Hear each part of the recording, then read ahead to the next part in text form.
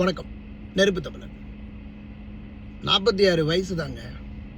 46 வயசில் 114 கிலோ எடை இருந்தவர் 67 கிலோ வரைக்கும் குறைஞ்சி போயிட்டார். 47 கிலோவுக்கு மேலே ரொம்ப குறைவு. உடல் மெலிந்து போய் நொந்து நூலாகி இருந்த ஒரு தோற்றம்.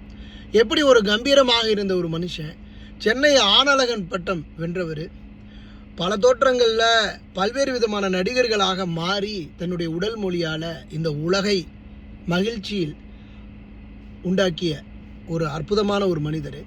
அப்படிப்பட்டவருக்கு இந்த நிலைமையா? விஜய் டிவியில் ஷூட்டிங் ஸ்பாட்டில் இருக்கிறாரு, திடீர்னு மயங்கி விழுகிறாரு, தூக்கிட்டு போகிறாங்க, ஐசியூவில் வைக்கிறாங்க, ஆள்காலி. மஞ்சள் காமாலை முற்றிலும் அண்ணனை பாதிப்புக்கு உள்ளாக்கியிருக்கு. தன்னுடைய கல்லீரல் எல்லாமே மொத்தமாக போச்சு. அதுதான் நிலைமை.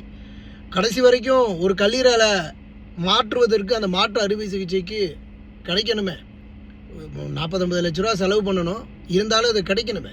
கடைசியில் எல்லாமே தொடர் தோல்விகளில் முடிஞ்சிருக்கு. அதாவது அவருடைய இரத்த அழுத்தம் மிக குறைஞ்சு போச்சு. அதனால் மயங்கி விழுந்த அவருடைய மிக முக்கிய காரணம். அதற்கப்புறம் எப்படியும் மருத்துவர்கள் போராடினாலும் இறுதியில் அவருடைய உடல் ஒத்துழைக்கலை.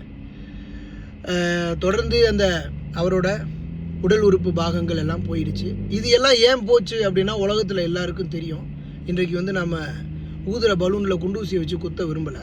தவறான சில பழக்க வழக்கங்களால் இன்றைக்கு ஒரு ஒரு ஒரு எளிய குடும்பத்தில் பிறந்து ஒரு அவதாரம் எடுத்து இன்றைக்கு உலகத்திற்கே எடுத்துக்காட்டாய் உழைப்பால் உயர்ந்து சினிமாவிலையும் பிரபலமாகி, மேடை நாடகங்களில் பிரபலமாகி, தெருக்கூத்து கலைஞனாக பிரபலமாகி இன்றைக்கு நம்மோடு இல்லை. 46 வயசில் நினைக்கும் போது என்னத்தை சொல்கிறது?